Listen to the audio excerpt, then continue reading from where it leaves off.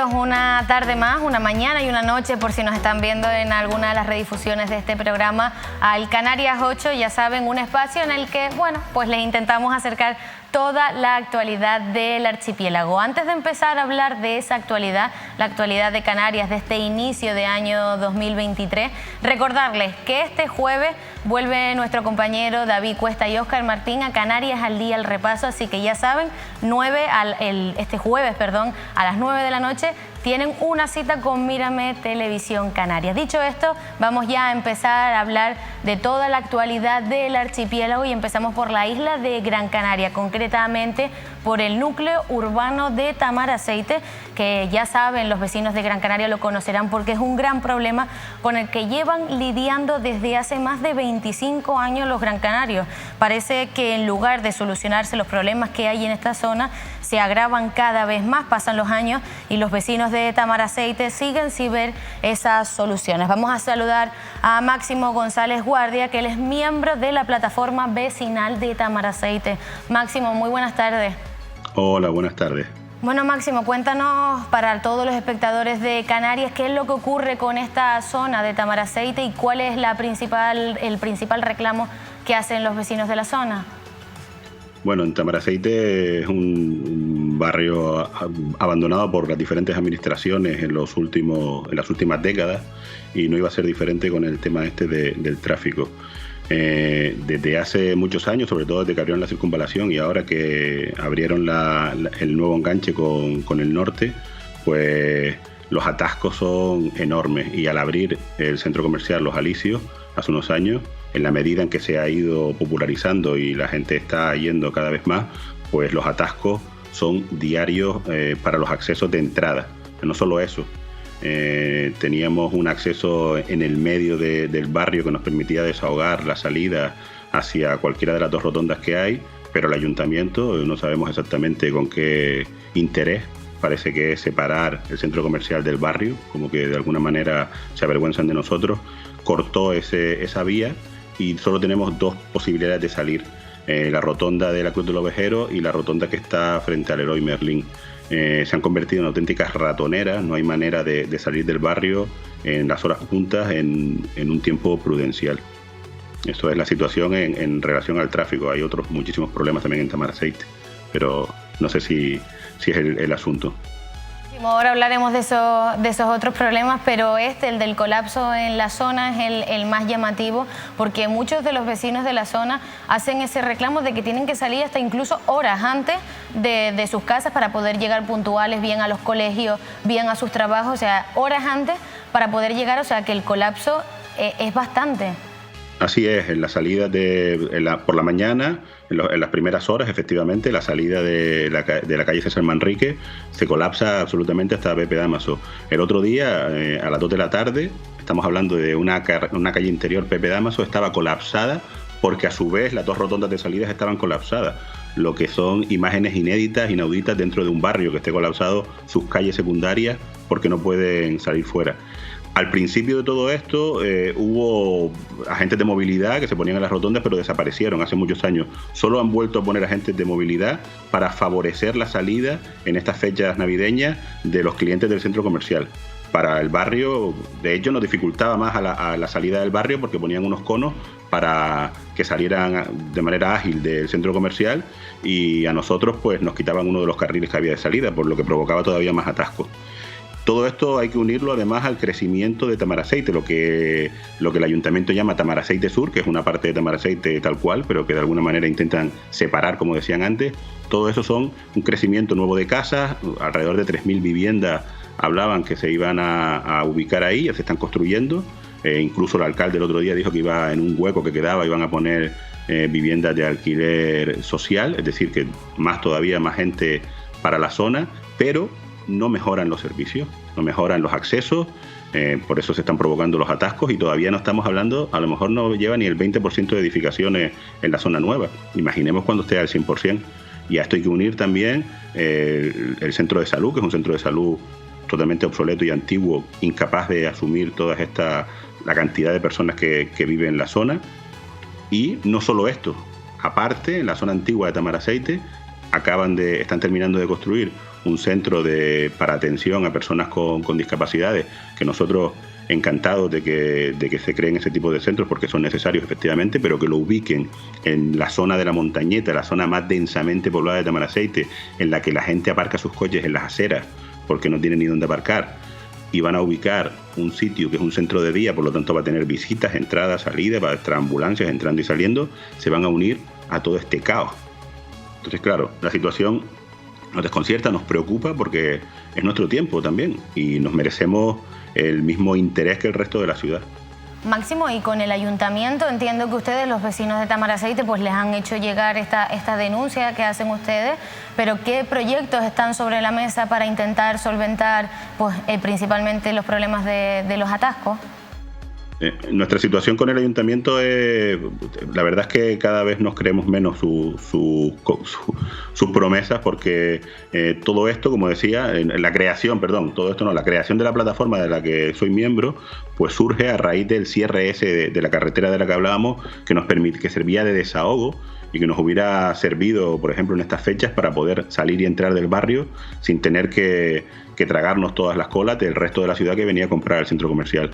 El ayuntamiento, su concejal de urbanismo, reconoció que se habían equivocado cerrando esa carretera, nos prometió, esto es hace 1 año y medio, que la iban a volver a abrir, y después de muchas manifestaciones, concentraciones, etcétera, pues al final se desdijo.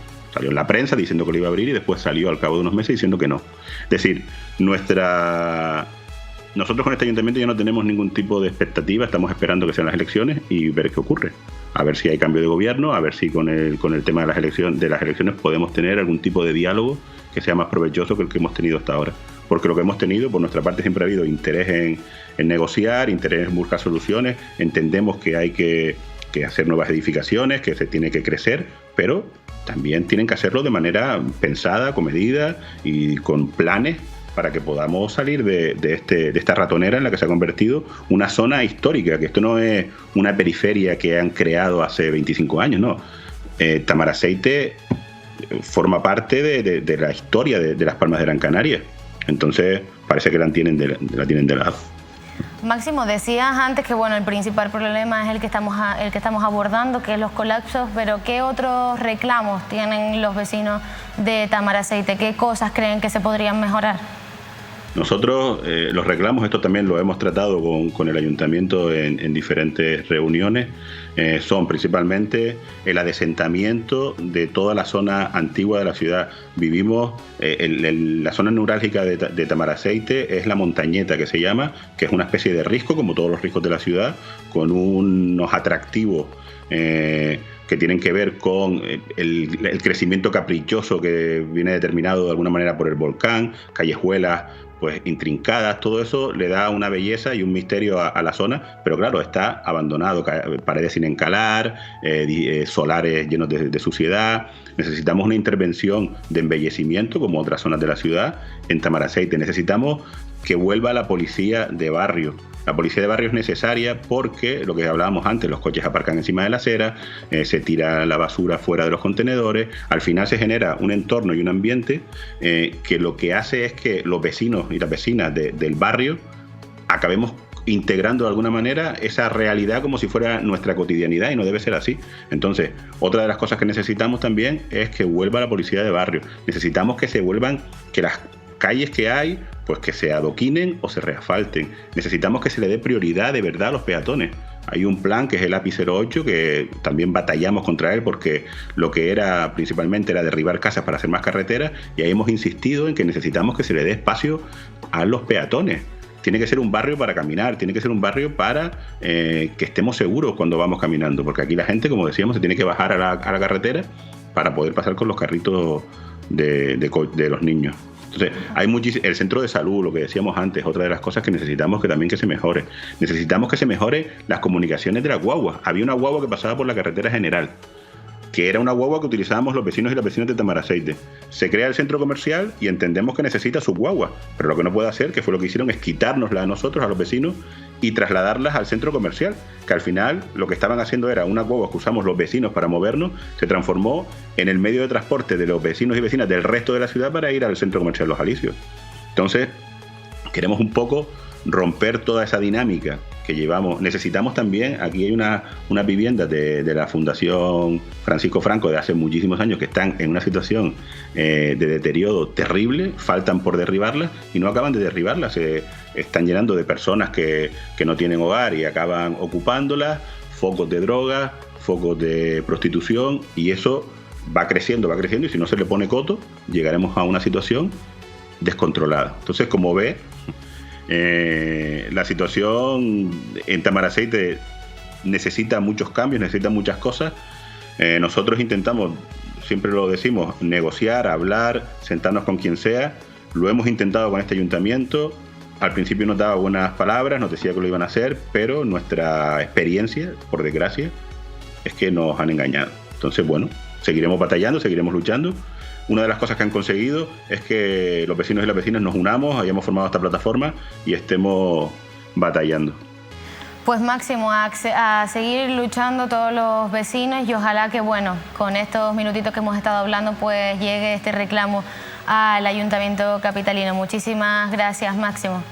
Gracias a ustedes por permitir que la voz de los barrios llegue a todos sitios. Muy amable. Gracias. Bueno, y nosotros vamos a seguir hablándoles. Ya saben, los precios de la gasolina están subiendo este año 2023. Ya saben que se ha puesto fin a esa bonificación de los 20 céntimos que ya se ha empezado a notar pues en los bolsillos de todos los canarios y las canarias. Por ello, muchos conductores pues están optando por esa opción alternativa que es el transporte público y más ahora que es gratuito. De todo ello nos habla hoy Marian Abdelayé.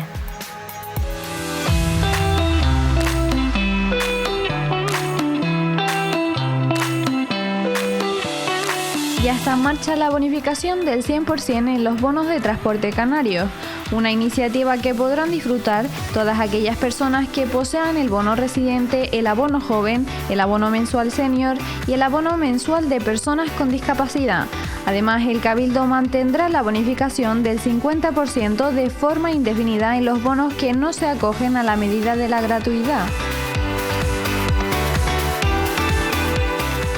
Bueno, yo creo que ha sido una buena medida, ha empezado, como todos saben, a partir del 1 de enero.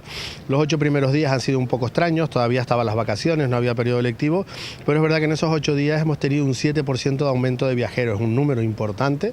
El gobierno de Canarias esperaba un 4, nosotros esperábamos un 15, esta primera semana un 7 y ahora, a partir de este lunes, pues ya ha empezado la actividad lectiva, ya ha empezado la actividad laboral al 100% y ahora estamos ya sacando números pues para ver cuál es ese incremento real, del que, como digo, todavía no tenemos los números, pero lo tendremos a lo largo de esta semana. Yo creo que es una buena iniciativa, se ha sumado muchísima gente más al transporte público y sobre todo eso va a ayudar un poco a descongestionar nuestras carreteras, pero sobre todo también a ayudar al bolsillo de todos los usuarios. Bueno, hemos contratado más conductores, hay muchos de ellos que todavía siguen en periodo de práctica. Todos los meses nos van a llegar del orden de unas 20 guaguas, en el mes de febrero y marzo nos llegarán más todavía, con lo cual esas guaguas irán a reforzar sobre todo esas rutas más demandadas en las que va a haber más congestión de personal y reforzar sobre todo aquella frecuencia, aquellos horarios en los que hay más demanda. Lo que queremos es ir poco a poco mejorando el servicio, introduciendo más guaguas y más conductores para garantizar la calidad, que es lo más importante y que nadie pues tenga que quedarse en una parada porque la guagua pasa llena. Bueno, en principio lo que está contemplado en los presupuestos del Estado es todo este año, hasta final de año, y a partir de ahí pues ya se verá. Hay 2 elecciones por medio, unas locales y otras nacionales. Imagino que a partir de ahí ya a final de año se definirá si se sigue manteniendo durante el 2024 o no. Como decimos, es una buena medida, no va a ayudar a descongestionar del todo nuestras carreteras, porque sí es verdad que aumentando más de un 25% el número de usuarios respecto de cuando empezó el 50%, es verdad que los desplazamientos de los conductores también en coche han aumentado, con lo cual una cosa ha compensado a la otra. Ojalá hubiera sido mucho más peso el transporte público, pero por desgracia tenemos que seguir tomando otras medidas para conseguir que al final el transporte público siga siendo más atractivo, pero sobre todo que esos usuarios del vehículo dejen su coche en casa y usen otros medios de transporte. TITSA y el tranvía de Tenerife han registrado 12.768 recargas de títulos durante los 2 primeros días de gratuidad en los abonos de transporte.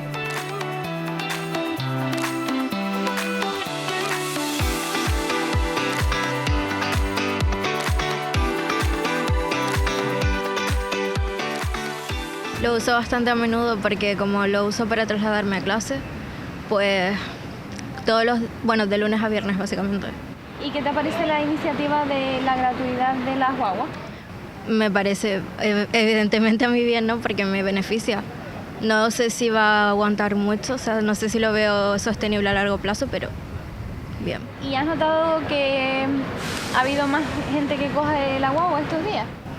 Muchísimo. O sea, realmente hace un par de meses no había tanta gente y ahora es como que ya no cabe la gente en las guaguas. Es increíble. Sí, se nota mucho.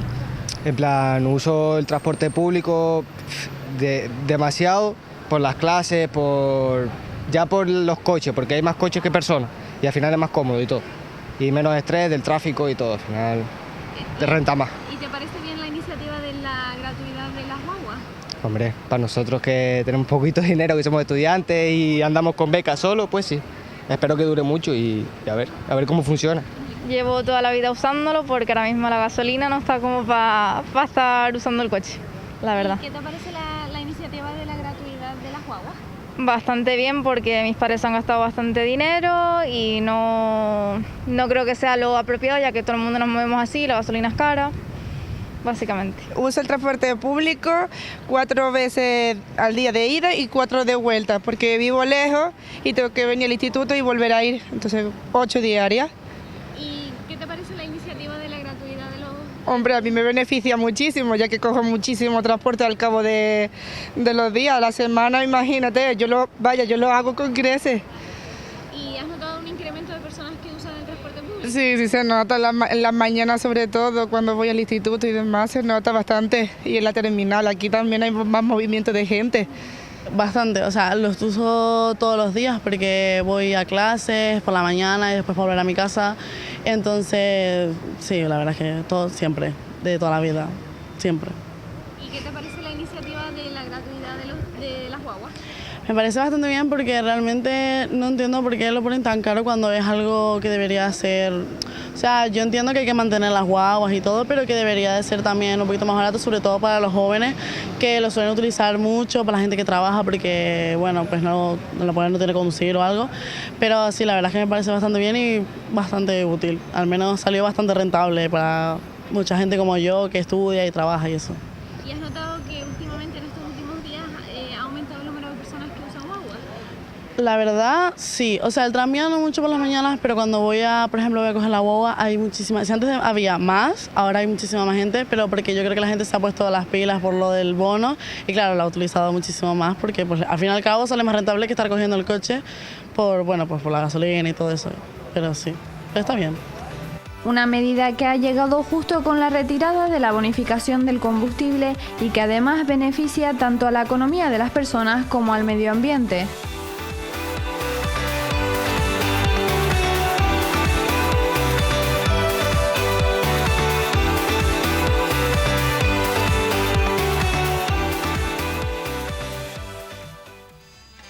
Sin duda, todos los sectores se están viendo perjudicados de alguna manera por esos sobrecostes en las materias primas. Pero yo me atrevería a decir que hay un sector en especial que lo está sufriendo y es el sector ganadero de Canarias. Los datos sin duda estremecen y sobre esos datos vamos a hablar hoy con Teo Hernando, que él es secretario general de ASAGA en Canarias. Teo, muy buenas tardes. ¿Qué tal? Buenas tardes. Bueno, Teo, situación complicada la que vamos a tratar en estos minutos, pero ¿de qué manera ustedes se están viendo afectados por estos sobrecostes? Sí, pues la ganadería de Canarias está claro que está en una crisis sin precedentes. Ya hemos dicho en varias ocasiones que si no se toman medidas estructurales, ya no solo paliativas como son las subvenciones, pues la ganadería en Canarias está en vías de extinción. No solo porque ahora mismo la presión que tienen los ganaderos con esos insumos, como bien decías, materias primas tan elevadas y que se van a mantener durante este año también por el conflicto bélico de Ucrania, sino además porque no tenemos relevo generacional. Y por lo tanto ya no solo es una cuestión de ahora mismo, de este año, del 2023, sino que en un plazo de 5 o 10 años nos vamos a ver con una reducción muy importante del número de explotaciones porque la gente se jubila. En torno al 80% hemos calculado que las explotaciones ganaderas y agrícolas en Canarias en general están en manos de gente que tiene más de 60 años. Por lo tanto, si no vienen jóvenes detrás, si no hacemos atractivo el sector primario, el sector agrario, y si no facilitamos las cosas, evidentemente en Canarias nos vamos a ver reducido de una manera muy considerable. Teo, mencionabas el conflicto bélico de Rusia y Ucrania, pero ¿crees que solamente lo que está pasando en Canarias se debe a este conflicto o hay otros factores? No, en Canarias, en concreto el sector de la ganadería lleva arrastrando una crisis muchísimo tiempo. Solo nos tenemos que fijar en los datos de en torno al año 2000 hasta el 2014, en el que la ganadería empezó a descender, y a partir del 2014 hasta ahora es cuando ha pegado un buen salto hacia abajo, ¿no? Ha empezado la caída por el desfiladero. Entonces esto evidentemente no es solo Ucrania. Ucrania ha sido la gota que colma el vaso de gente que ya tenía unos márgenes de maniobra muy estrechos, tenía mucha deuda, por intentar mantenerse en la actividad en la que llevan toda la vida y seguramente generación tras generación. Han intentado mantenerlo porque es su forma de vida, pero llega un momento en el que no pueden más. Y esta subida de prácticamente hasta el 80% en los cereales ha sido ya la soga en el cuello que ha hecho que gran parte, iba a decir todos, pero bueno, gran parte, no todos, de los ganaderos de Canarias hayan tenido que reducir su cabaña ganadera, los animales que tienen, el número de animales que tienen normalmente, porque no los pueden mantener. Es como si tienes una familia muy numerosa y no puedes mantener a todos tus hijos. Pues los ganaderos están igual, no pueden mantener a todos sus animales y por lo tanto han tenido que reducir esa cabaña ganadera, y sobre todo las explotaciones más pequeñitas de carácter más familiar son las que estamos viendo que antes están cerrando. Y en cuanto a las explotaciones perdidas, ¿en qué cifras nos encontramos actualmente? Bueno, pues ahora mismo, desde el 2014 hasta ahora, o sea, en menos de 10 años, se ha reducido en torno a un 34% el número de explotaciones, es decir, una de cada 3 prácticamente. Hablábamos también de estas cifras, pero quiero seguir en esas mismas líneas y hablar de la actividad de los mataderos. ¿En qué números estamos actualmente también? Bueno, ahora mismo los sacrificios de animales, como bien te decía, los ganaderos se están quitando animales porque no los pueden mantener, y estamos mes a mes viendo que estamos casi, no al doble, pero casi el doble que los meses de años anteriores. Vamos viendo que todos los meses se mantiene esa misma tendencia. Hemos hecho diferentes gráficas y vemos que la línea del año 2022 se ha mantenido siempre por arriba, es decir, está todos años, mes a mes, siempre por encima. Y todavía no tenemos los datos de noviembre y diciembre, que son los meses donde más se sacrifica y donde más está calando también esta crisis derivada de todo este año. Es verdad que las ayudas que se han ido articulando, las ayudas extraordinarias, tanto del Gobierno de Canarias como de los diferentes cabildos, han paliado en gran parte esa caída, esa reducción de la cabaña ganadera, pero aún así es simplemente tapar agujeros. Si vamos a seguir tapando este tipo de agujeros, pues evidentemente no vamos a llegar a ningún lado. Por lo tanto, nosotros desde la asociación lo que venimos pidiendo desde hace mucho tiempo no es solo estas medidas, estas ayudas extraordinarias que evidentemente son necesarias para pasar este bache, para pasar este año, sino que en paralelo se vayan articulando medidas estructurales, un cambio en la ganadería, en el modelo de la ganadería de Canarias, porque si no vamos a seguir igual. Bueno, desde ASAGA, Teo, han sido bastante críticos. Mencionaba esas ayudas de los distintos cabildos, también por parte del Gobierno de Canarias. Y ustedes desde ASAGA consideran que, bueno, Tenerife es como la más perjudicada en ese sentido, como que las ayudas en las otras islas pues es mucho mayor y Tenerife es inferior. Sí, nosotros lanzamos una nota de prensa haciendo un balance de todas las ayudas extraordinarias que se han ejecutado durante todo este año en los diferentes cabildos, y nos hemos dado cuenta que, bueno, primero hicimos un balance de cuántos animales, cuál es la carga ganadera de cada isla, ¿no? Y vimos que Tenerife y Gran Canaria están muy a la par, y sin embargo el Cabildo de Gran Canaria aportó de forma extraordinaria para la alimentación animal unos 6 millones de euros y el Cabildo de Tenerife 1,35. Por lo tanto, es una diferencia demasiado grande que no se justifica. El Cabildo de Fuerteventura, que tiene un tercio de la cabaña que pueda tener Tenerife, aportó 4,5 millones de forma extraordinaria, solo el Cabildo de Fuerteventura. Y el Cabildo de Lanzarote, que tiene el 10% o menos del 10% de la cabaña ganadera que pueda tener Tenerife, aportó 1,9 millones, casi 2 millones. Por lo tanto, no entendemos cómo el Cabildo de Tenerife ha optado por otras vías o por otras prioridades cuando todo el mundo está viendo que la ganadería, no solo en Canarias, en toda Europa, especialmente en España, está pasando una crisis tremenda por esa dependencia que tenemos de los insumos exteriores, ¿no? También con esto del matadero que estábamos hablando, veníamos solicitando esa medida que había adoptado el propio Cabildo, sin solicitarlo nadie, sino ellos mismos. Adoptaron la medida de la extinción de la tasa del matadero, que lo publicaron en marzo, y al final todavía hoy no está en vigor, ¿no? Han pasado pues, ya casi 10 meses y aún así ya nos han anunciado que en breve, que en esta semana o en la siguiente ya empezará, pero bueno, es que llevan 10 meses de retraso. Que podemos entender que haya cuestiones legales, jurídicas, que hayan impedido todo eso, pero bueno, lo único que pedimos es información. Si ellos lanzan una medida al viento de, oye, vamos a ayudar a los ganaderos, pues luego justifica por qué no se ejecutan. Y con el tema de los sacrificios también, el Cabildo de Tenerife dice que es muy positivo que se esté aumentando tanto el número de sacrificios de animales, porque eso quiere decir, según ellos, que se está revalorizando el consumo de carne local. Y eso por una parte es verdad, pero por la otra parte, el número de animales que más está subiendo en mataderos son animales que están criados para leche, no para carne.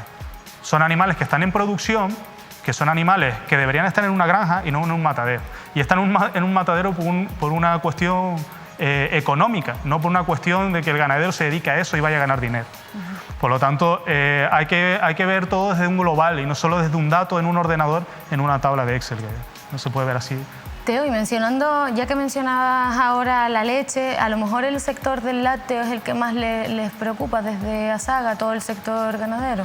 Bueno, en torno al 80% de la ganadería de Canarias, su objetivo es la leche, es producir queso sobre todo, ¿no? Y en el caso de Gran Canaria hubo un conflicto desde principios del año pasado con el precio de la leche de vaca en concreto, ¿no? Aunque la vaca en realidad no es una ganadería tan fuerte como puede ser la cabra en Canarias, ¿no? Pero bueno, tenían un conflicto bastante fuerte porque gran parte de los ganaderos de Gran Canaria venden la leche a grandes queserías. No producen ellos mismos el queso, como pueda pasar con la cabra. La cabra normalmente, el propio ganadero produce su propio queso. Suele ser ese modelo de industria láctea, pequeñita, familiar, donde tienen sus propios animales. En el caso de la vaca de Gran Canaria, no. En el caso de la vaca de Gran Canaria, el ganadero vende la leche a un tercero, que es la industria láctea. Y lo que se estaban quejando es que les habían subido tanto el coste de producción que tenían que subir sí o sí el precio de la leche. Y la industria láctea no les dejaba o no estaba dispuesta a pasar por ese año, ¿no? Entonces lo que no puede ser es que tengamos una ley de cadena alimentaria desde el 2013, que la última modificación se hizo en el 2021 precisamente para apoyar a los productores, para que el precio se fije desde el productor hacia la siguiente cadena, hacia la industria o hacia la distribución. Y aún así seguimos viendo, como este es el caso, ¿no?, que la distribución y la industria es la que está marcando los precios de los productores, y eso es lo que no puede ser. Si tenemos una ley que nos avala, esta mañana me preguntaban, ¿y estarían planteándose salirse a manifestar? Y la respuesta es, ¿pero en qué nos manifestamos si ya tenemos una ley que nos avala? Lo único que hace falta es que se ejecute y que se aplique. Y para que se ejecute y se aplique necesitamos unos organismos públicos que en este caso van a depender del Gobierno de Canarias y en concreto del ICA, el Instituto de Calidad Agroalimentaria, que son los que tienen que controlar esos contratos de distribución y de venta de los productos agroganaderos. Si ese organismo, que depende del Gobierno de Canarias, no está en marcha, pues poco podemos hacer los productores con una ley que nos respalda además.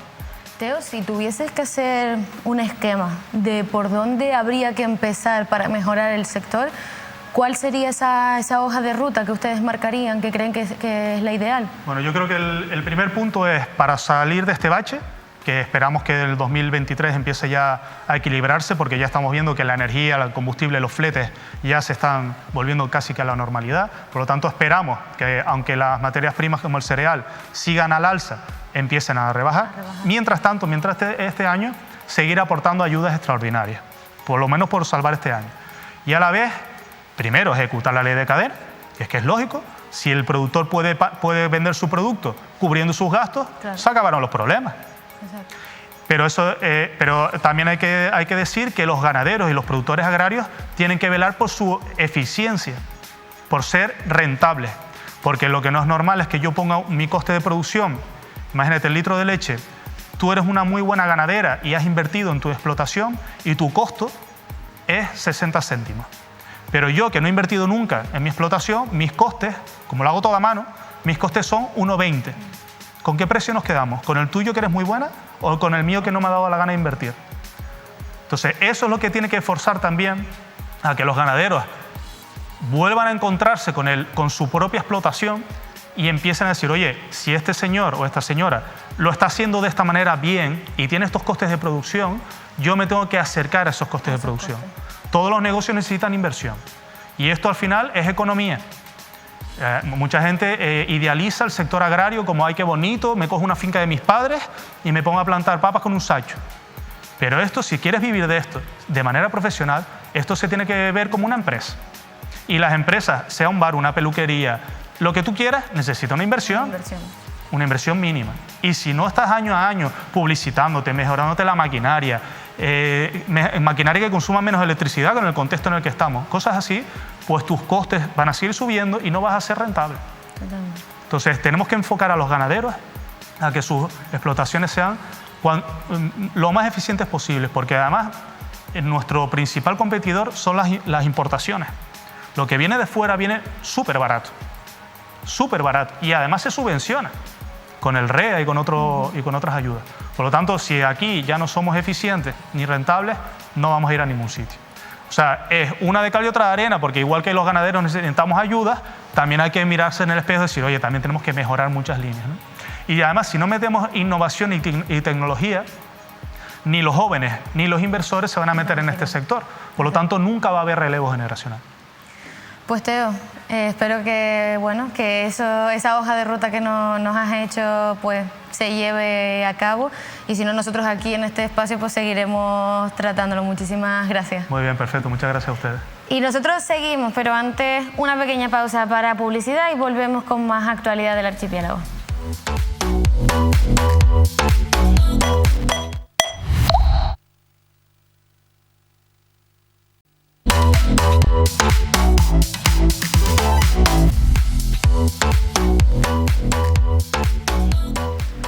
Bueno, seguimos contándoles la actualidad, y este asunto no podíamos dejar de tratarlo en este espacio, en esta casa, y es esta dolorosa noticia que era ese nuevo caso de violencia machista que mata a puñaladas a su exmujer en Adeje.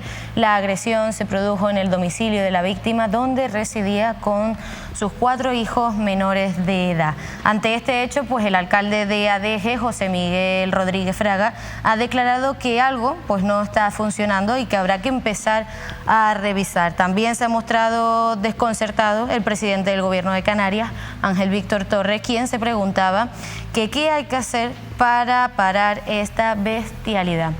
Sobre todo este asunto vamos a abordarlo en profundidad con Elisa Pérez, que ella es portavoz del Foro contra la Violencia de Género en Tenerife. Elisa, muy buenas tardes. Hola, buenas tardes.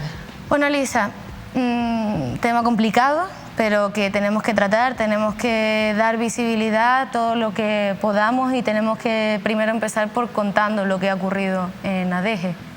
Sí, es muy importante dar visibilidad, dar voz a estas situaciones y, bueno, contar lo que ocurrió en Adeje, pero que es una trayectoria que, como decimos nosotros también, no es un caso aislado. Es decir, hemos terminado el 2022 muy mal, con 12 mujeres asesinadas en diciembre, y en lo que va de año, de 2023, en 24 horas prácticamente han asesinado 4 mujeres, una de ellas en Adeje, ¿no?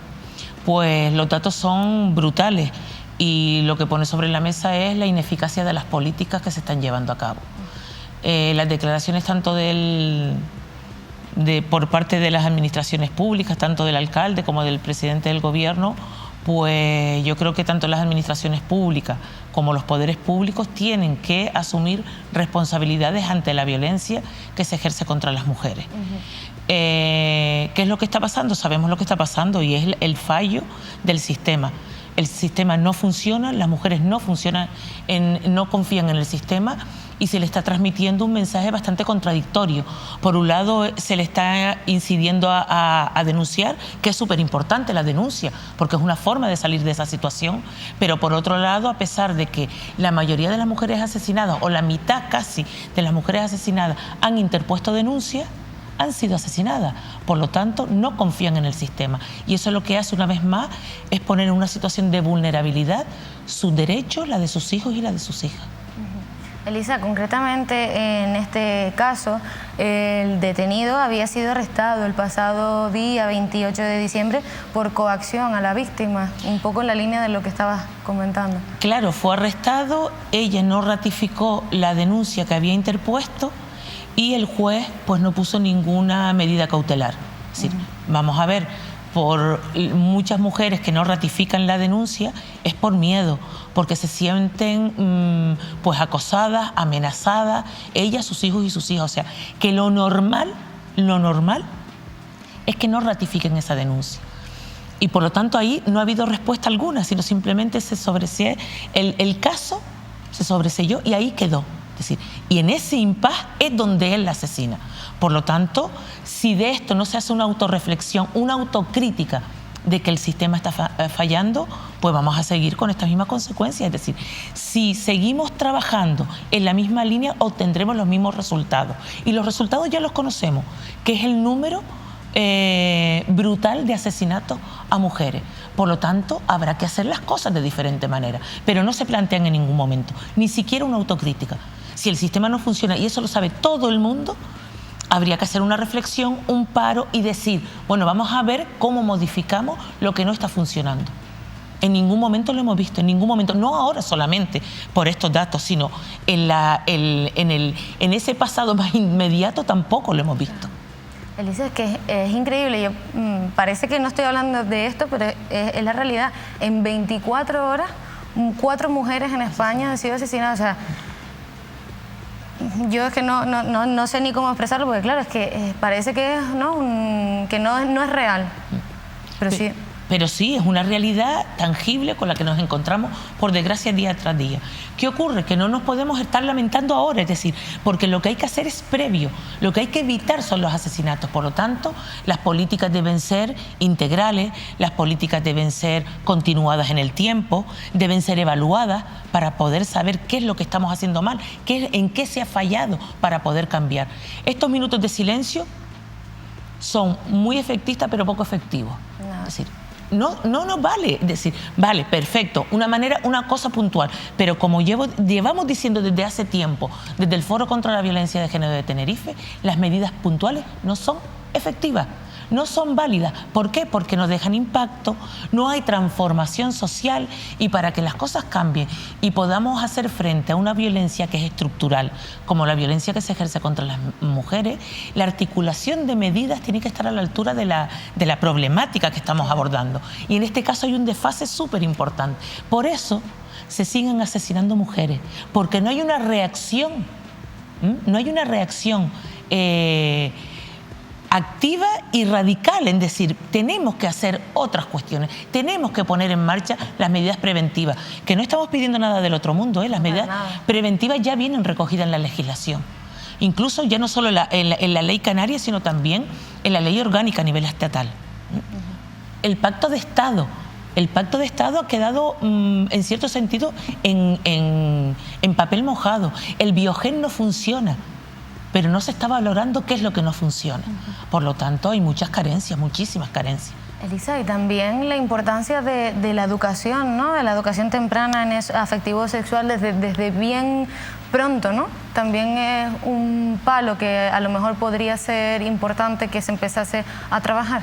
Sí, es un pilar fundamental. Eso es una forma de trabajar la prevención. Es decir, y esa es otra cuestión que llevamos reivindicando muchísimos años. Es decir, que debe estar inserta en el currículo escolar la educación afectivo-sexual, desde las edades más tempranas, pero a lo largo de todas las etapas educativas. Tenemos una problemática bastante significativa, y es que la pornografía está sirviendo como el medio de aprendizaje para muchos niños y chicos y adolescentes y más mayores. Por lo tanto, si ese es el modelo donde se está aprendiendo a tener las primeras relaciones sexuales, tenemos un problema grave, muy grave. ¿Por qué? Porque la pornografía no deja de ser un medio para satisfacer la sexualidad masculina sobre la subordinación de las mujeres. Las mujeres son meros objetos de placer. Por lo tanto, la educación, ¿cómo se palía todo eso? Con la educación afectivo-sexual. Elisa, voy a leer unos datos que según pues, la delegación del Gobierno para la Violencia de Género, en el año 2022 terminó con 49 asesinatos machistas reconocidos que dejaron 38 huérfanos menores de edad. Desde que comenzaron las estadísticas en el año 2003 se han producido 1.182 asesinatos machistas, y con esta nueva víctima mortal en Canarias, según la ley autonómica, la violencia machista ha sesgado 102 vidas en Canarias y 8 menores asesinados. O sea, que son cifras que tenemos que, lo que decías, hacer hincapié en ellas, no solo hacer hincapié, como bien decías, ese minuto de silencio, hay que ir más allá.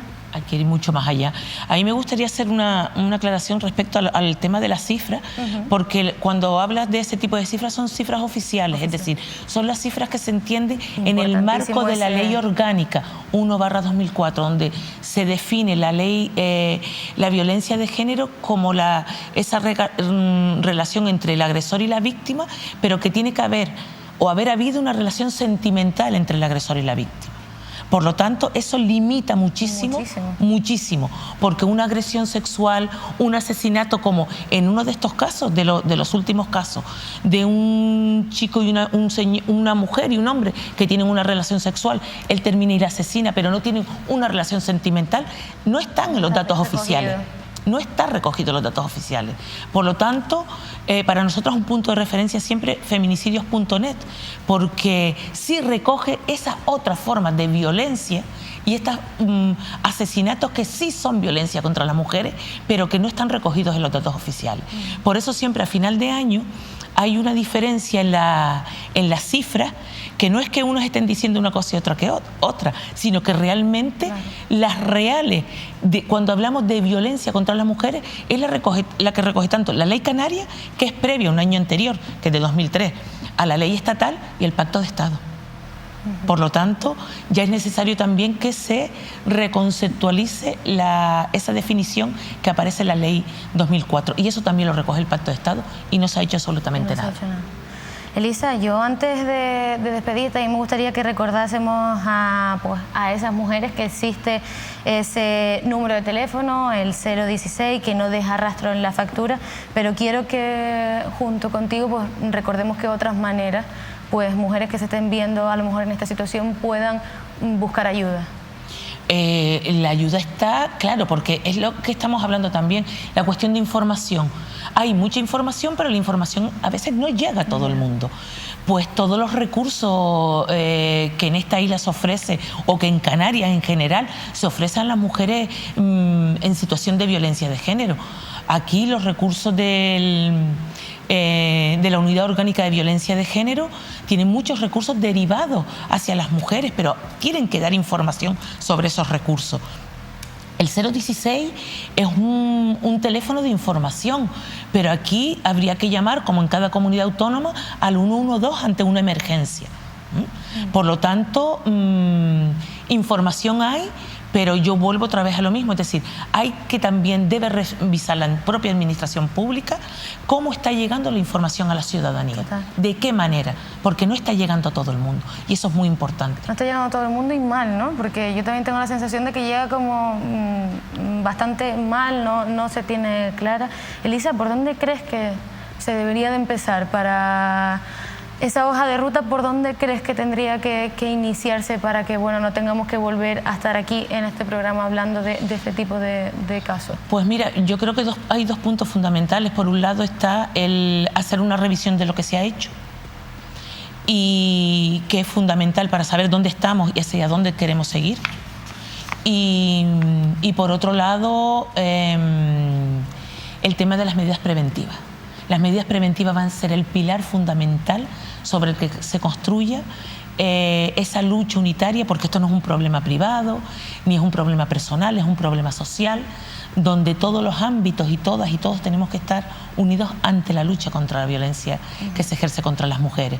Por lo tanto, van a ser dos pilares fundamentales: el análisis de las políticas que se están llevando a cabo y empezar a implementar las medidas preventivas, pero deberían haberse implementado hace mucho tiempo, pero ya de manera más rigurosa. Simplemente poniendo los recursos necesarios para poderlas llevar a cabo y para proteger a las mujeres, a sus hijos y a sus hijas. Elisa, te preguntaría que si crees que hemos fallado como sociedad, pero yo creo que está bastante claro, ¿no? Yo creo que es una pregunta retórica en el sentido que sí, que está bastante claro. Estamos fallando como sociedad, efectivamente. Pero aquí quien tiene los recursos más importantes de la mano son las instituciones y administraciones públicas, que deben asumir sus responsabilidades en esta temática, que es muy, muy grave, muy grave. Y la violencia contra las mujeres tiene que estar siempre en la agenda política. Pero en la agenda política, al principio, no al final, ni a mitad, ni en segundo puesto. ¿Por qué? Porque nos están asesinando por el hecho de ser mujeres.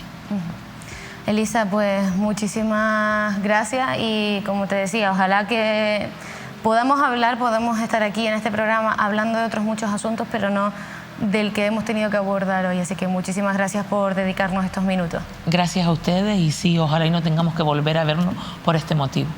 Gracias. Elisa, muchísimas gracias. Y nosotros vamos a seguir hablándoles, pero antes unos minutitos para publicidad y volvemos de nuevo con más actualidad de Canarias.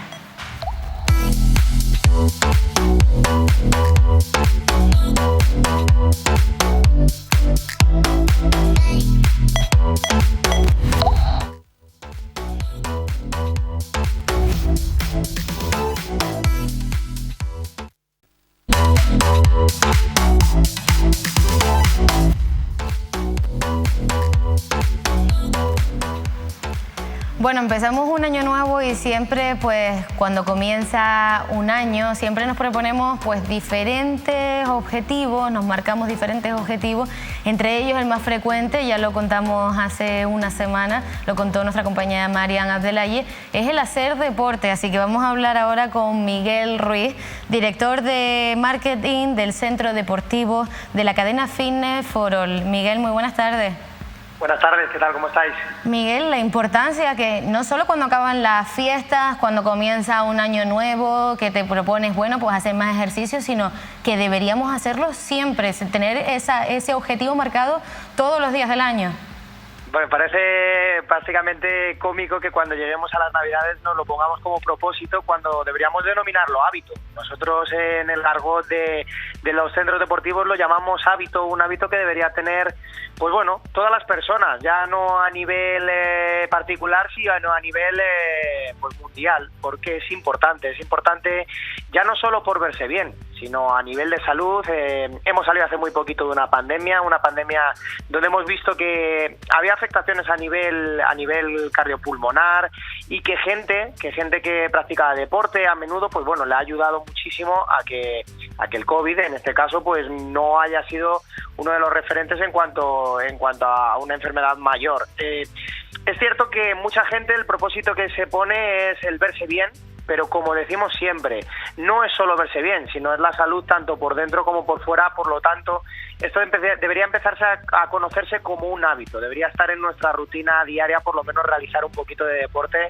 Y bueno, nosotros intentamos ayudar a toda la gente a que ese propósito se convierta en un hábito y no se quede en agua de borrajas y se difumine en 2023 y sea su año, claro.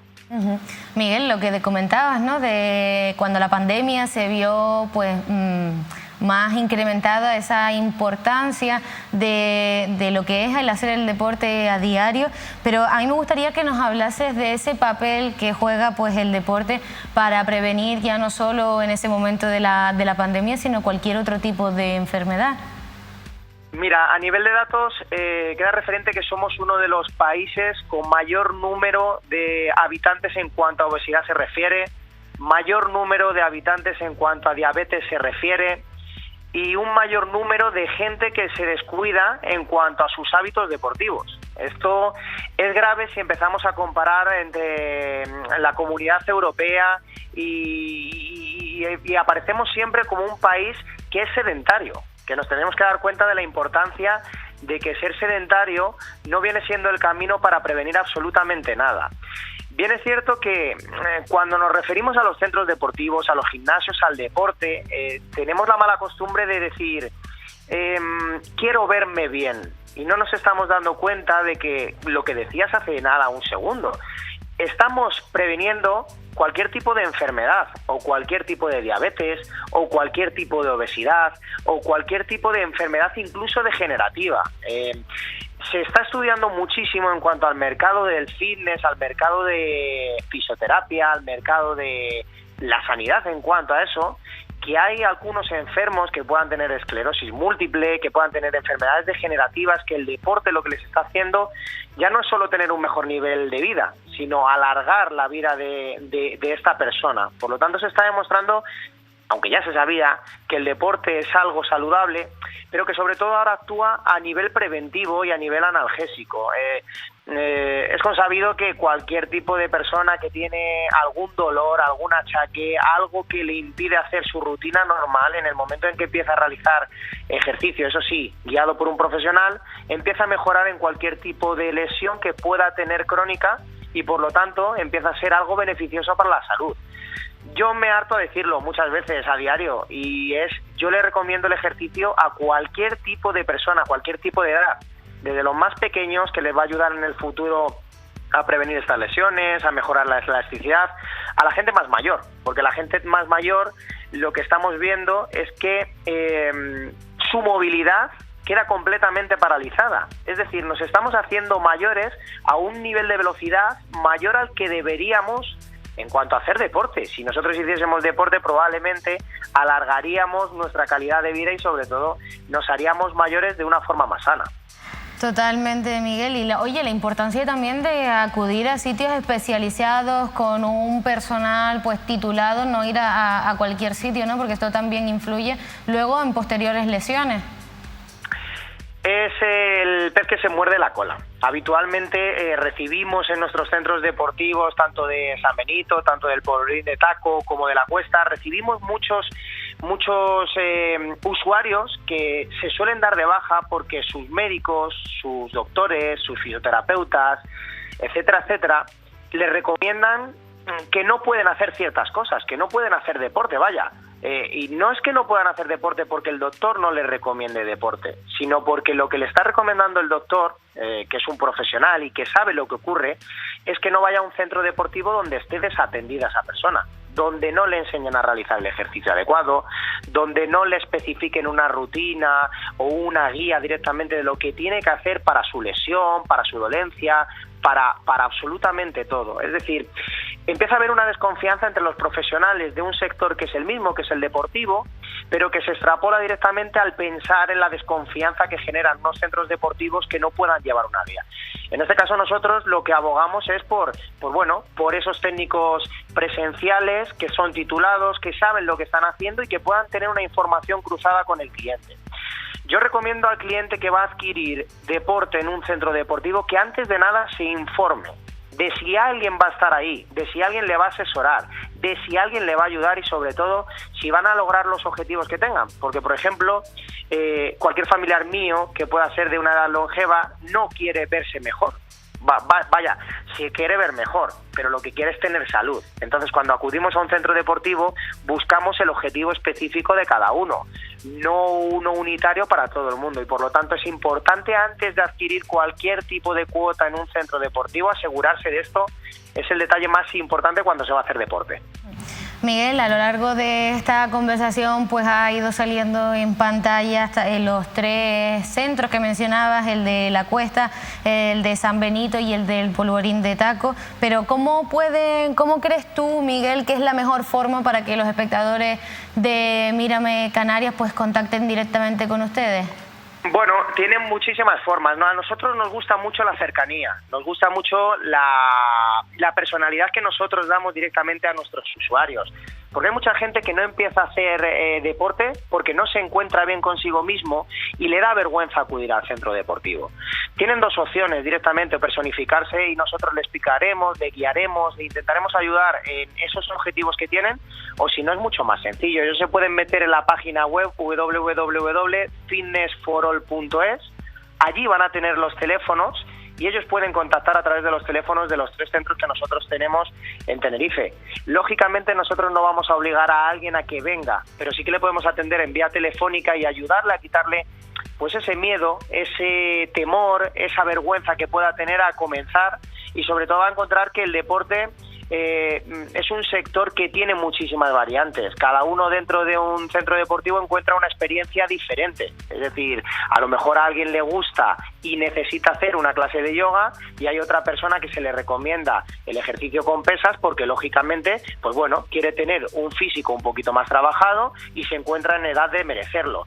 Por lo tanto, hay un concepto muy grande a través de lo que conocemos como gimnasio, que solo está enfocado a las barras, a las mancuernas y demás, pero es mucho más grande que eso. Incluso tenemos centros deportivos con agua, con piscina, que pueden ayudar, pues bueno, a remediar ese tipo de lesiones y a aumentar el nivel y la calidad de vida, como estábamos hablando en la conversación anterior. Miguel Ruiz, director de marketing del Centro de Centros Deportivos de la cadena Fitness for All, muchísimas gracias por atendernos esta tarde en el Canarias 8. Un abrazo y ya sabéis, que sea un hábito, que no sea solamente un objetivo del 2023. Eso es, Miguel, muchísimas gracias. Y de salud vamos a hablarles ahora de mascotas, como ya saben siempre, con el mejor, con Carlos Millet. Carlos, muy buenas tardes. Muy buenas tardes. Carlos, para nosotros eres el mejor, entonces yo te presento así. A nosotros nos ayudas mucho. No, hay muchos mejores. Y a los espectadores los ayudas mucho, nos consta. Bueno, yo estoy viendo una pecera, ¿no? Diría, sí, bueno, comidita. Una tortuguera. Una tortuguera, por sí, lo tanto, de tortugas. Hoy vamos a hablar de tortugas acuáticas. Y me hubiese encantado poder traer tortugas acuáticas, pero es que han salido todas. Esperemos que la próxima semana nos lleguen a Decor Aquarium. Tenemos una partida que está pendiente, porque la verdad que bueno, es una mascota de toda la vida, es una mascota por la que pues muchos niños empiezan y no tan niños, y muchas veces tenemos que tener en cuenta una serie de cosas, y es que Canarias tenemos un clima maravilloso para poder mantener este tipo de reptiles, pero ahora mismo en esta época de frío hay que hacer mucho hincapié de que ellas necesitan una temperatura constante de unos 25 grados aproximadamente.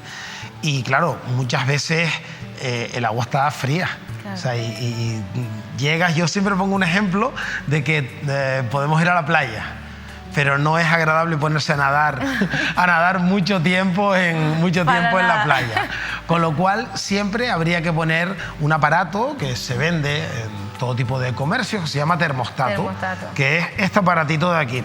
Es muy importante tener en cuenta de que el termostato no solamente calienta el agua, sino mantiene la temperatura constante.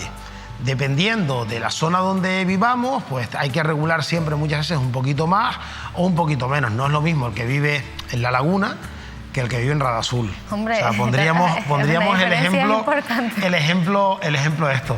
Siempre hay muchos clientes que nos preguntan, pues bueno, cuando vayan a adquirir el termostato, le decimos específicamente cómo se coloca ese modelo, de qué manera se puede dejar prácticamente pues preinstalado y que sea muy sencillo. Y después, muy importante, un termómetro. Claro. ¿Por qué? Porque el termostato tú lo puedes marcar a una temperatura, pero si realmente el termómetro no te verifica, no sabes muchas veces a qué temperatura está. De manera generalizada hay 4 familias de tortuguitas que se suelen comercializar.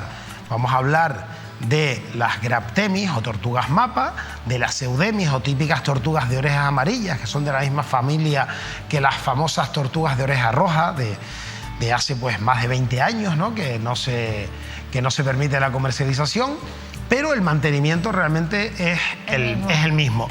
Y después hay otras 2 especies asiáticas que son del género Ocadia y del género Chinemis. Siempre es muy importante cuando tanto vengan a Decor Aquarium o vayan a otro comercio, preguntarles exactamente de qué especie es esa tortuguita, porque tendemos a preguntar simplemente por tortuguitas y muchas veces cuando vamos a mirar un poquito el tema de características, pues cuánto llegan a crecer de adulto, hay especies que son mayores y otras menores, hay especies que son más activas y otras más tranquilas, hay unas que la alimentación es un poquito más insectívora que la otra, pues muchas veces surgen esas pequeñas dudas. Entonces el cliente nos viene y dice, yo tengo una tortuguita.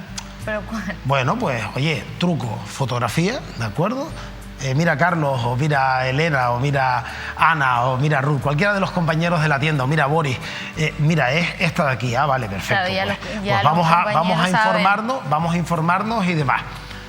Tema de temperatura, súper importante. Después otra, si tenemos la posibilidad de poderla sacar al sol, mejor que mejor. Canarias tenemos una climatología muy buena, pero hay veces que por la ubicación de la casa, por la falta de tiempo o no podemos.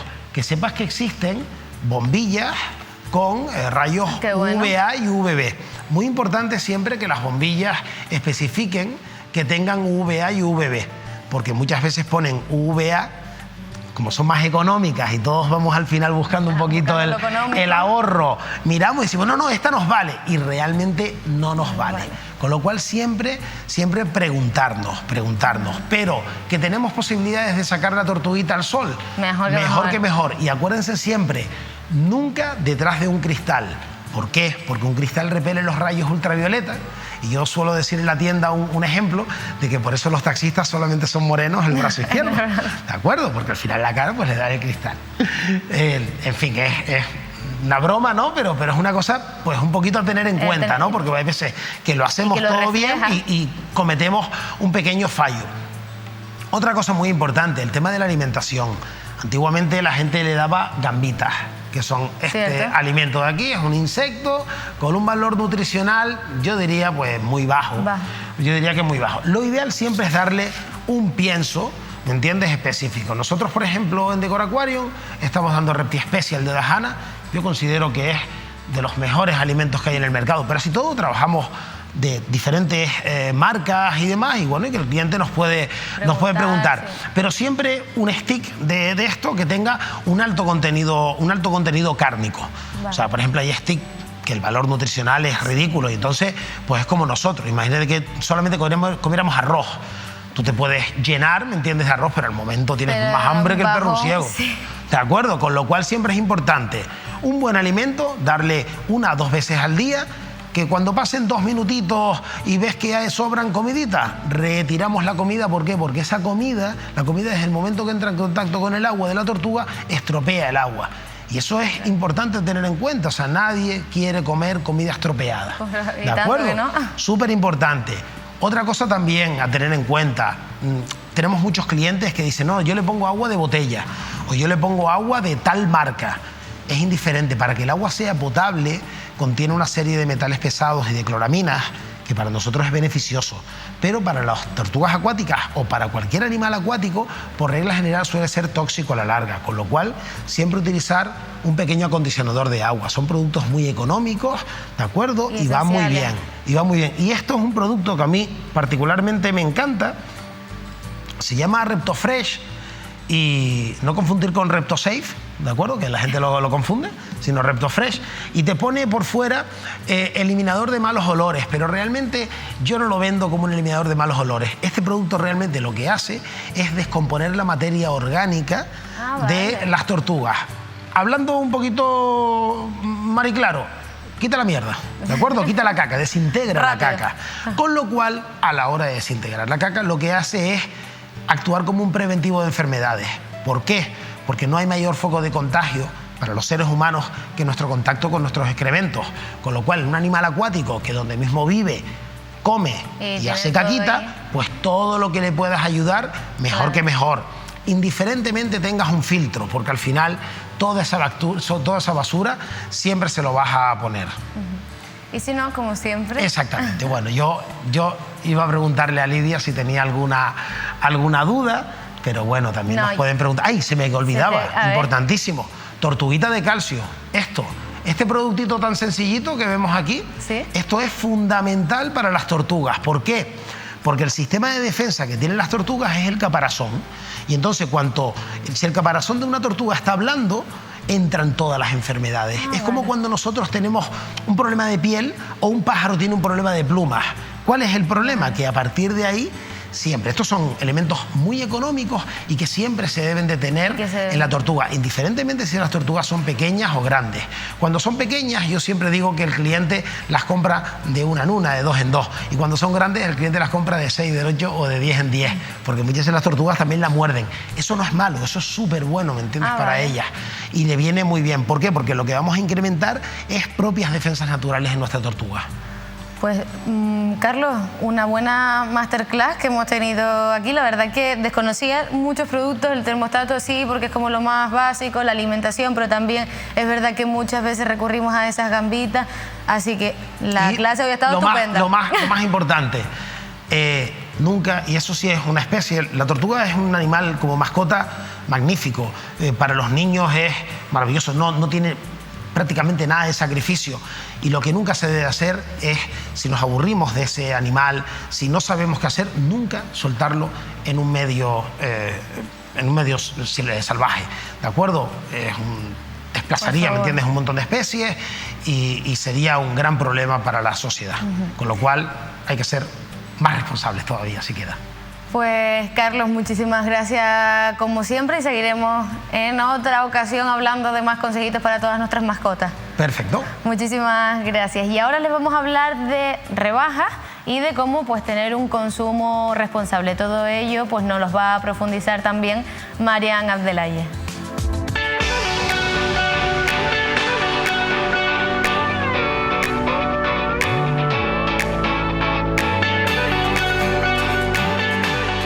Estamos en la calle Castillo de Santa Cruz de Tenerife y por lo que podemos ver entre cruceristas y personas locales está repleta la calle en una época de rebajas en la que las personas aprovechan para adquirir aquellos productos que han estado mirando durante meses a un menor precio. El problema surge cuando nos excedemos en esos gastos innecesarios y se convierte en un gasto compulsivo. Por ello vamos a preguntarles a las personas cómo actúan en esta época de rebajas y cuáles son sus opiniones.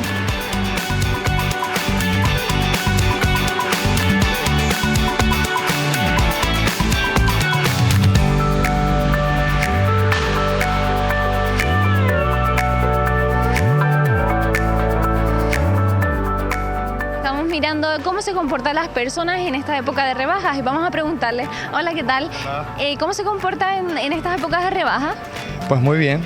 ¿Ha comprado mucho? Sí, he comprado algo porque los precios están bastante aceptables, así que hay que sacar ventaja de todo lo que se pueda estos días. ¿Nos podría enseñar algunas cosillas de las que ha cogido? Sí, vale. Un suéter blanco clásico. Pues mira, sí.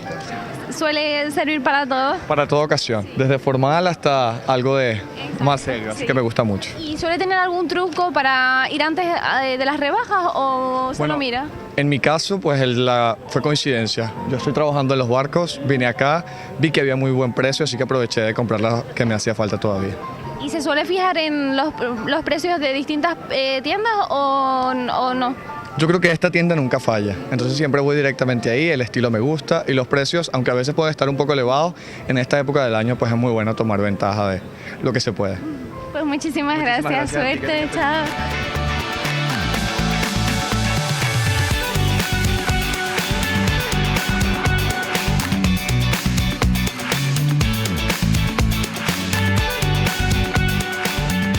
Por aquí tenemos a más personas que llevan bolsas. Vamos a preguntarle a esta chica, hola, ¿qué tal? ¿Están aprovechando las rebajas?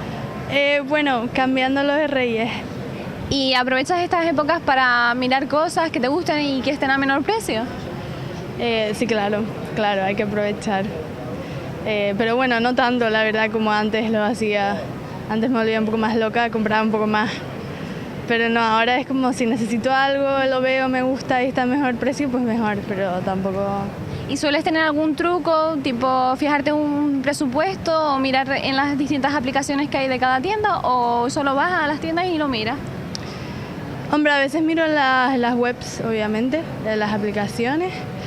Si digo, ay, necesito como collares que los míos ya se me han roto, pues voy a las tiendas las aplicaciones y miro como la parte de bisutería, pues para saber lo que me voy a encontrar, ¿no? Para tampoco ahorrarme, si no veo nada en cada tienda que me gusta, ahorrarme el viaje, ¿sabes? Y solo ir a los que he visto así que me gustan.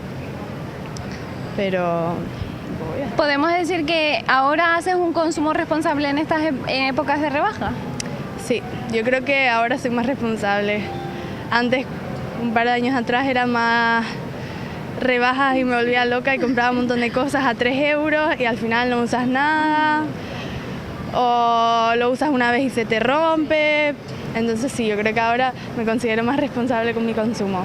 Perfecto, pues muchísimas gracias. Chao.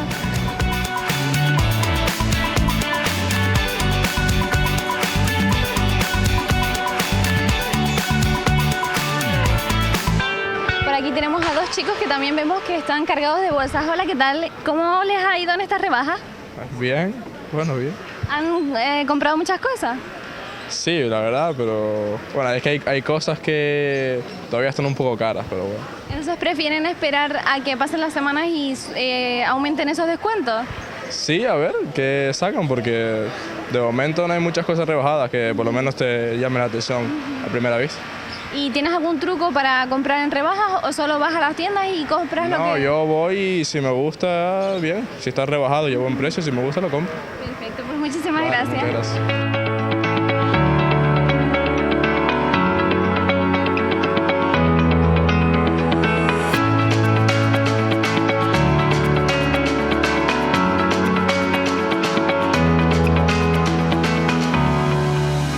Cosas que más compramos en época de rebajas son prendas de ropa, por ello a la hora de renovar nuestro armario también debemos de ser consumidores responsables. Pues uno de los errores más comunes es pensar que no tenemos los mismos derechos. El consumidor tiene los mismos derechos todo el año, tanto antes de las rebajas como ahora en la época de rebajas. Por lo tanto, siempre vamos a estar protegidos, tanto por oficinas como la del Ayuntamiento de consumo, como por otros organismos. Al igual que hicimos con la campaña de Navidad, siempre hacer un consumo consciente, es decir, hacer compras inteligentes. También en rebajas se pueden comparar precios, mismos productos en diferentes establecimientos y sobre todo hacer siempre ese trabajo previo en casa de organización para que luego el consumo también en rebajas sea de forma responsable y de forma sobre todo inteligente y también, si podemos, hacerlo de forma sostenible. Sobre todo, como decíamos, lo que es muy importante es saber que nuestros derechos son siempre los mismos, siempre tenemos derechos en la compra. Una de las cosas más tradicionales que siempre se dicen es que el etiquetado siempre tiene que estar el etiquetado anterior, es decir, el de antes de las rebajas, con el etiquetado de las rebajas. Lo que se expone en rebajas tiene que ser producto de temporada. Y una de las cosas más habituales que suele pasar son los saldos. Cuando hay algún tipo de tara, etcétera, en el producto, se tiene que identificar como saldo. No se puede poner productos en rebaja que tengan algún tipo de defecto. Eso tiene que estar aparte de la rebaja y tiene que estar identificado. Y también ese producto de rebaja tiene que estar perfectamente identificado del resto del producto que no tiene rebaja para no tener ningún tipo de confusión a la hora de hacer la compra y hacer el pago posterior.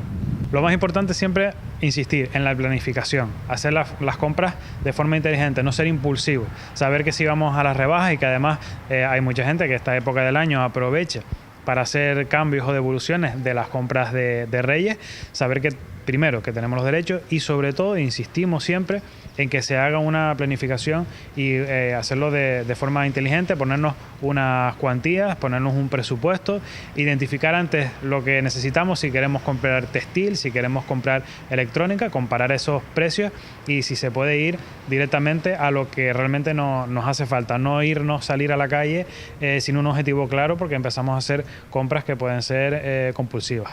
Con las compras y el comercio consciente, siempre además de esto, pues añadimos que desde el Ayuntamiento de Santa Cruz también hacemos esa campaña de promoción, porque el consumo en Santa Cruz, la época comercial es muy importante, las Navidades han sido un éxito sobresaliente, tanto de actividad en la calle, cosas en Santa Cruz que hacer y cosas que ver durante toda la época de Navidad.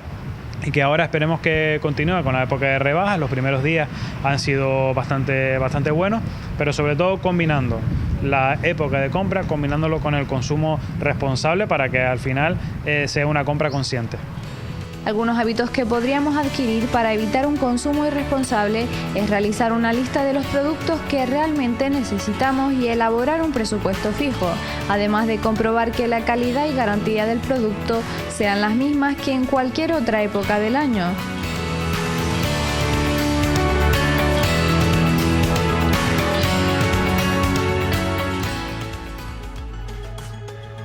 Bueno, y ya para finalizar este programa vamos a tratar otro asunto muy importante y es que la Organización Mundial de la Salud ha asegurado este martes que no prevé que el brote de COVID-19 en China vaya a tener un impacto significativo en la situación epidemiológica de Europa y ha reclamado que las medidas que se tomen para prevenir la transmisión del virus en el continente estén basadas en la ciencia y sean proporcionadas y no discriminatorias. quien nos ha ayudado durante todos estos años a entender la pandemia y sobre todo quien nos ha aconsejado en todo momento a saber cómo sobrellevarla es Amos García Rojas, médico epidemiólogo y miembro del Comité Permanente de Europa en la OMS, en la Organización Mundial de la Salud, quien ya se encuentra al otro lado de la pantalla. Amos, muy buenas tardes. Hola, muy buenas tardes, Lidia. Un placer de verdad estar con ustedes. Amos, ¿debemos preocuparnos? ¿Cómo calificaría la situación actual de la pandemia en China? No debemos preocuparnos, debemos ocuparnos. ¿Qué significa esto? Primero, entender que la situación que está pasando en China es completamente diferente al escenario que tenemos en Europa. ¿Por qué está pasando en China lo que está pasando? Allí ellos desarrollaron para intervenir contra la pandemia una estrategia tremendamente restrictiva, que era la estrategia del COVID-0, que les tuvo un éxito inicial evidente, pero que lógicamente era una estrategia difícilmente mantenible en el medio o largo plazo, porque la población no iba a poder soportar estos periodos amplios de confinamiento y de restricciones, y la población estalló, evidentemente, y como consecuencia de ese estallido, las autoridades cometieron, en mi opinión, el error de pasar de un día para otro de una estrategia de COVID-0 a una estrategia de todo permitido. Y digo que era un error porque la mayoría de la población, fruto de la estrategia que habían seguido allí, no habían estado en contacto con el virus, no se habían infectado, y al mismo tiempo las coberturas vacunales allí eran deficitarias y la vacunación iba muy lenta, sobre todo, y sigue yendo muy lenta, sobre todo en población vulnerable. Al mismo tiempo, las vacunas que han utilizado en China, Sinovac y Sinopharm, pues tienen muy poca capacidad de protección frente a la variante Ómicron. Lógicamente, eso lo que está suponiendo es el que en China tengan un problema muy serio en relación al SARS-CoV-2. Nuestro escenario es diferente. Nuestro escenario se centra en una amplia bolsa de protección gracias a las coberturas vacunales que tenemos, y al mismo tiempo varias personas han pasado ya la infección. Las variantes que circulan en China ya las hemos tenido por aquí, y por lo tanto la probabilidad de que nos impacte esa situación en nuestro territorio es bastante escasa. Eso no quiere decir que no extrememos las medidas de vigilancia, de atención, porque lógicamente hay que entender que allí, con una amplia circulación del virus, con toda la cantidad de habitantes que hay en ese país, si no consiguen controlar razonablemente esa circulación, lógicamente podemos encontrarnos con un escenario en que habrá un número de casos tremendo, y eso significa la posibilidad de aparición de nuevas mutaciones y de nuevas variantes. Aún así, estas nuevas variantes no tienen por qué ser más virulentas, no, lo que podrían ser es más contagiosas. Amos, lo que sí se ha aconsejado pues es aumentar la aceptación de vacunas en la población en general, administrar las dosis adicionales de vacunas a grupos prioritarios, ventilar espacios públicos concurridos como pueden ser escuelas, bares y restaurantes, también proporcionar esas terapias tempranas y apropiadas para pacientes, una serie de recomendaciones que sí se aconsejan llevar, pero bueno, que como bien decía, no alarmarnos. No, pero hay que desarrollarlas, evidentemente. Ante este nuevo escenario, pues lo que nos permite entender es que hemos acabado con el pico agudo de la pandemia. Pero cuidado, no hemos acabado con la pandemia, y la situación de China o la situación que tienen en Estados Unidos con la aparición de la variante Kraken nos indica que seguimos en pandemia. Eso sí, en una situación mucho más favorable. Por lo tanto, nos debemos, más que preocupar, ocupar en la vigilancia y reforzar el discurso preventivo. Y el discurso preventivo pasa por recordarle a la población que no ha recibido su dosis de refuerzo que por favor acuda a vacunarse. Hay que estar bien armado, bien protegido frente a este microorganismo, y al mismo tiempo reforzar la idea de las medidas clásicas de prevención que se han estado aconsejando a la ciudadanía casi desde el comienzo de la pandemia.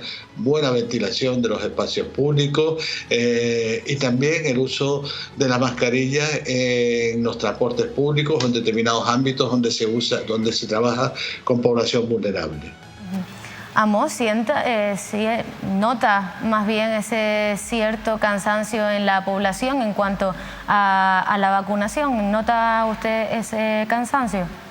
Sí, es que es evidente, Lidia, llevamos 2 años, 2 años largos, muy largos con este problema. Es lógico que la ciudadanía esté cansada, esté hastiada de todo lo que ha significado convivir con una pandemia. Tenemos que vencer esa tensión que hay hacia la vacunación por el hastío que hay en la ciudadanía. ¿Y cómo lo podemos vencer? Pues haciéndoles ver que estamos en un momento en que realmente, si hacemos las cosas bien, estamos casi a punto de empezar a verle el final al drama, y para hacer las cosas bien tenemos que completar la pauta de vacunación.